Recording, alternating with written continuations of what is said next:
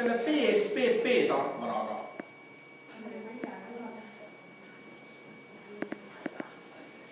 Nii. Ja võtan siia siis kõigepealt lahti siis andmestiku.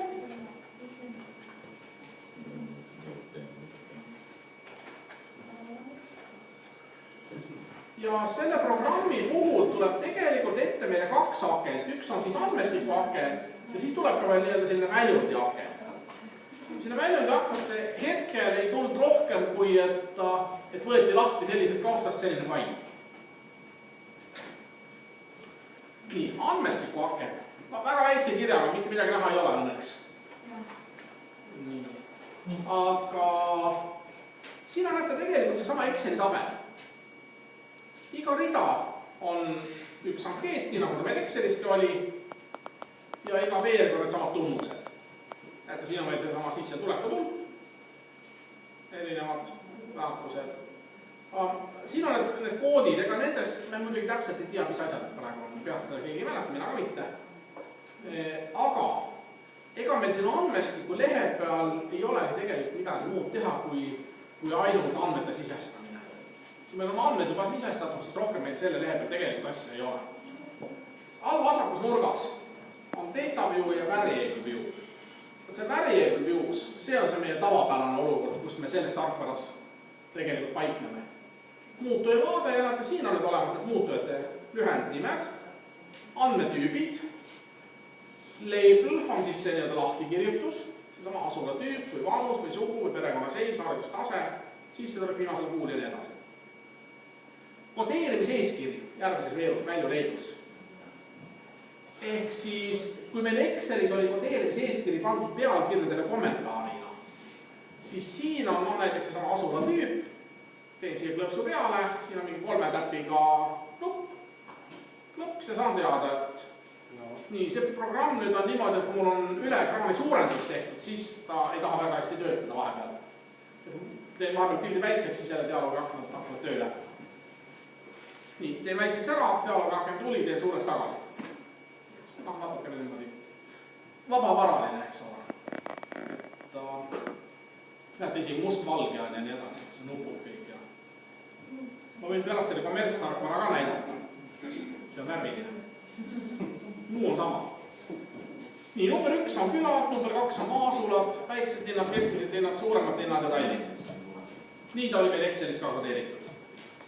Või siis näiteks kuskil on meil siin tunnus sugu, tema puhul siis mees ja naine, eks ju, on ka ilusti teada. Ja siin lõpus on ka veel see mõõdiku tüüp, on siis see, kas on järjestustunnus, arvtunnus või nominaaltunnus. Et see tunnuse tüüp on siin ka võimalik ära määrata, seda saab ise siin juba sättida vastavalt siis, eks ole, tunnuse tüübile.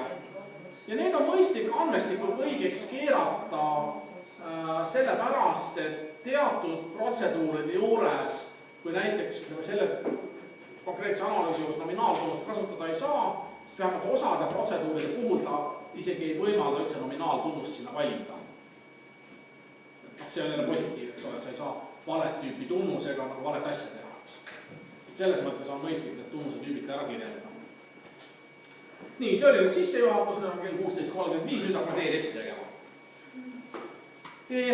Enamus teste selles programmis on leitavad menüüs Analyze.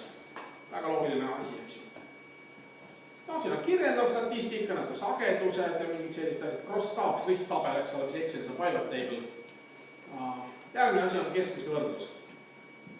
Ja siin on muu hulgas on siis ühe valimi teedest, siis on sõltumatud valimid ja siis sõltuvad valimid. Ja hiljem see one-way ja nova, see on see dispersioon analüüs, analysis of variance, mis on nova lühend. Nii, meil oli sõltumatud valimid, naised, eks ju. See juurde pange tähele, et siin ei ole kuskil täpsustust, et kas on võrdsed või mittevõrdsed hajutused. See protseduur teeb ka mõlemad ära ja annab mulle mõlema jaoks tulemuse, ise valimi otsustada, kuhu ma kasutan. Nii, võtsin siis selle protseduuri.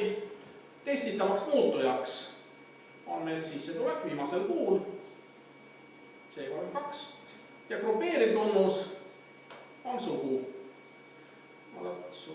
siia tulema, nüüd ma pean väikses aknas tegema. Nii, sugu tuleb grupeerivaks siia. Grupeeriva tunnuse puhul ma pean ka ütlema, et kuidas grupeerida. Define groups.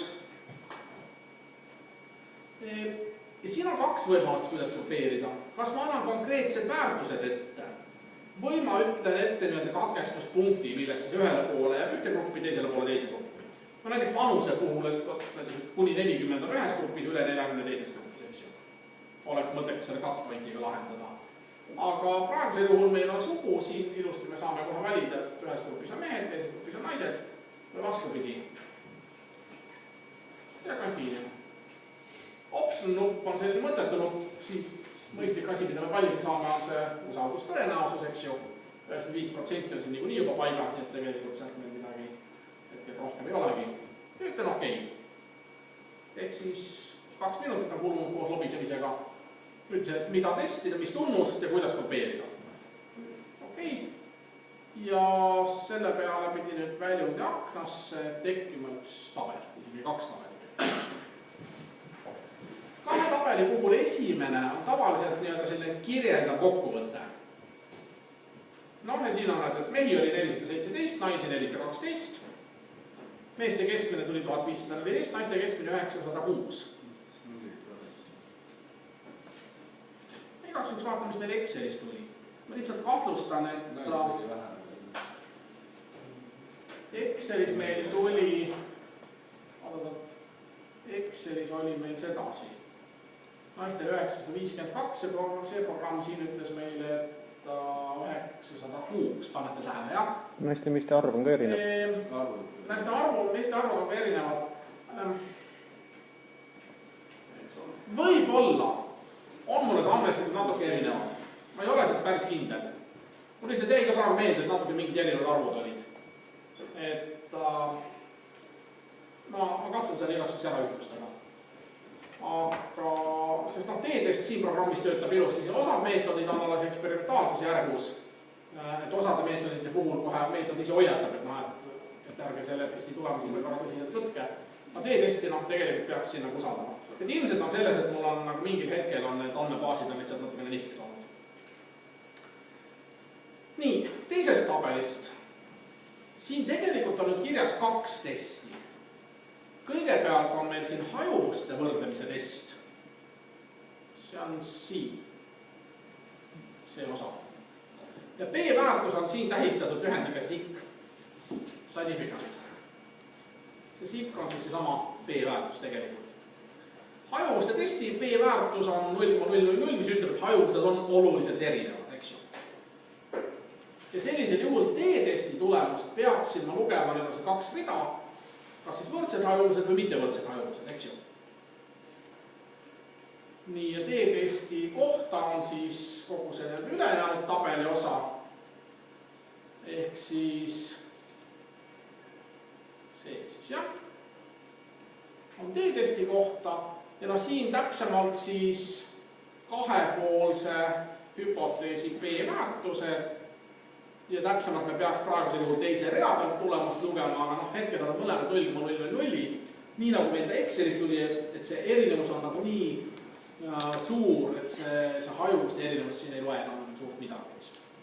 Ehk siis järeldus on ikkagi, et keskmised on oluliselt erinevad. Ja sellest esimesest kirjeldava statistika tabelis me nägime kohe enam keskmised ära. 16.41, 6 minutit. Tegelikult, mis me tegime? Analyze, T-test, testitab muutuja, grupeerib muutuja, kuidas täpselt grupeerida ja okei. 1 minutiga tehtud. Aga kuidas te näete, kas meil on mõttekas need mõlemad endale selgeks teha või teha ühes? Mis teie ootus on? Olen olnud pigem Excelis, kuna seda kasutanud ilmselt ei rohkem. No, kuidas ma ütlen, et eksamit ilmselt teete Excelis, ma eeldan, oletan. Ütleme, et seda PSPP-d isegi all narkoklassis ei ole. Samas, kui keegi tahab teha spetsiaaltarkvaras eksamit, võib oma arvutiga teha ja saab ka niimoodi teha. Ei ole ka probleem. probleem on nüüd siit selle tabeli kättesaamine. Ehk siis selle tarkvara puhul, selleks, et see tabel siit näiteks Excelisse me Wordi ümber tõsta, siis tuleb teha suht nõmel toiming, võtta fail export ja valida siia ekspordi tüübiks. Kõige normaalsemalt, et kui HTML-iks teha eksport, siis see HTML fail tuleb eraldi kuhugi salvestada, siis saad HTML-ist võtta Wordi ümber tõsta. See on nagu lukuaugu kaudu makaroni süüa, eks ju. On võimalik, aga ei ole liiga mugav. Nii. No ma näitan, et saab ka teisiti. Siis, kui võtta mitte BSPP, ma panen selle BSPP praegu kinni tagasi. Ja võtame hoopis SPSS-i lahti.